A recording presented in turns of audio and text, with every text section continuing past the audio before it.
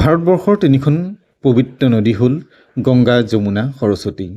আৰু এই গংগা, যমুনা, সৰস্বতীৰ য'ত একত্ৰিত হৈছে, য'ত মিলন হৈছে, তাক কোৱা হৈছে ত্ৰিবেণী সংগম।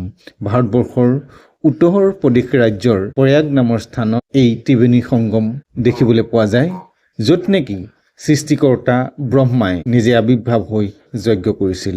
সকলোকে লহৰ কৃষ্ণলৈ স্বাগতম জনাইছোঁ। শংকৰদেৱ শিশু বিদ্যা নিকেতনৰ 2026 চনত সলনি হোৱা দেৱবাণী সংস্কৃতম ষষ্ঠ শ্ৰেণীৰ আজি অষ্টমহ পাঠহ প্ৰয়াগ পাঠ্য অসমীয়া অনুবাদৰ সৈতে আগবঢ়োৱা আছে। ভিডিঅ'টি আৰম্ভণিৰ পৰা শেষলৈকে চাবা আৰু লাইক কমেণ্ট কৰি কেনেকুৱা লাগিছে জনাবলৈ নাপাহৰিবা। প্ৰয়াগ ভাৰতবৰ্ষস্য উত্তৰ প্ৰদেশ ৰাজ্যে প্ৰয়াগ নামকং নগৰম অস্তি। ভাৰতবৰ্ষৰ উত্তৰ প্ৰদেশ ৰাজ্যত প্ৰয়াগ নামৰ এখন নগৰ আছে। সৃষ্টিকৰ্তা ব্ৰহ্মা অত্ৰ প্ৰকৃষ্টং যজ্ঞম অকৰোত। সৃষ্টিকৰ্তা ব্ৰহ্মা ইয়াতেই আৱিৰ্ভাৱ হৈ যজ্ঞ কৰিছিল। অস্মাৎ কাৰণাত অস্য নাম প্ৰয়াগ ভৱত। এই কাৰণেই এই ঠাইৰ নাম প্ৰয়াগ হ'ল। এছহ তীৰ্থৰাজহ অপি কথ্যতে। ইয়াক বা এই স্থানক তীৰ্থৰ ৰজা বুলিও কোৱা হয়। অত্ৰ গংগা যমুনা সৰস্বত্যাহ সংগমঃ অস্তি। ইয়াত গংগা, যমুনা আৰু সৰস্বতীৰ সংগম হৈছে। অমাৱস্যায়াং পূৰ্ণমাস্যাং সংক্ৰান্তৌ চ বহবহ জনাঃ স্নানাৰ্থম অত্ৰ আগচ্ছন্তি। অমাৱস্যাত, পূৰ্ণিমাত আৰু সংক্ৰান্তিত বহুতো মানুহ স্নান কৰিবৰ বাবে ইয়ালৈ আহে। সংগমে স্নানং মহত্তম পুণ্যকৰং ভৱতি। এই সংগমত স্নান কৰাটো মহৎ পুণ্য বুলি ভবা হয়। মাঘ মাছে অত্ৰ লক্ষাধিকাঃ জনাঃ আগচ্ছন্তি। মাঘ মাহত ইয়ালৈ লক্ষাধিক মানুহ আহে।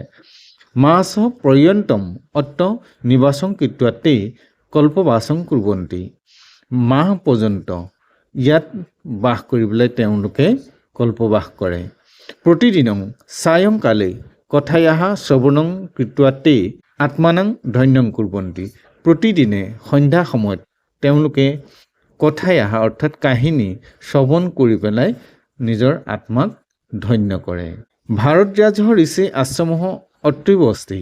ঋষি ভৰদ্বাজৰ আশ্ৰমো ইয়াতে আছে। অস্মিন 10 সহস্ৰাধিকাঃ বিদ্যাৰ্থিনঃ পঠন্তি স্ম। ইয়াত প্ৰায় 10 সহস্ৰাধিক বিদ্যাৰ্থীয়ে পঢ়ে।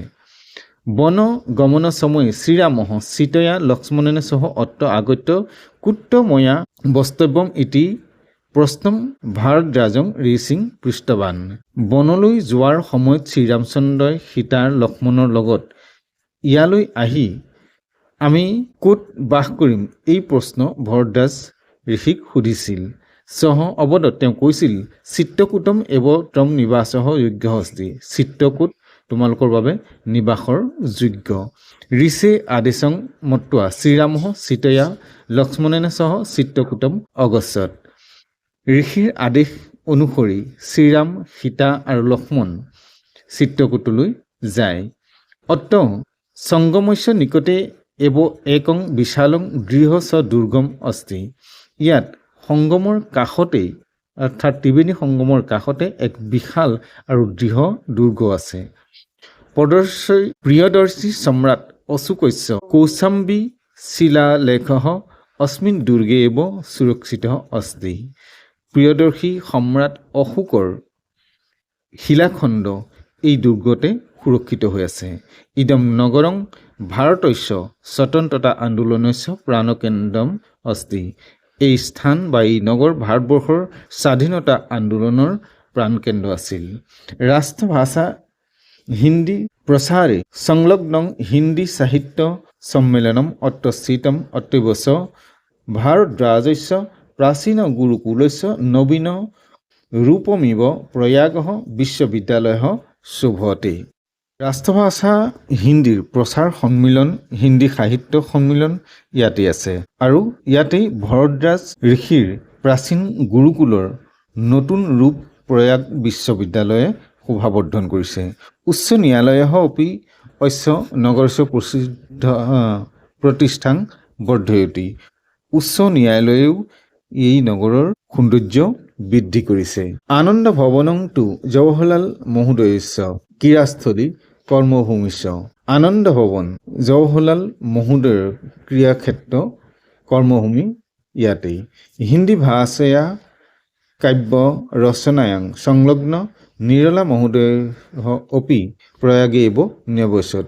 হিন্দী ভাষাৰ কাব্য ৰচনাকাৰ লগত সংলগ্ন নিৰলা মহোদয়ো এই প্ৰয়াগতেই বাস কৰিছিল। গতিকে অসমীয়া অনুবাদখিনি এইখিনি, লগতে তোমালোকক পিছত অনুবাদখিনি দেখুৱাই দিয়া হৈছে। ভিডিঅ'টি চাই কেনে লাগিলে লাইক কমেণ্ট কৰি জনাবলৈ নাপাহৰিবা। আৰু পৰৱৰ্তী পৰ্যায়ত তোমালোকৰ বাবে নতুন পাঠ লৈ আহিম। আজিলৈ ইমানতে সামৰিছোঁ। নমো নমঃ।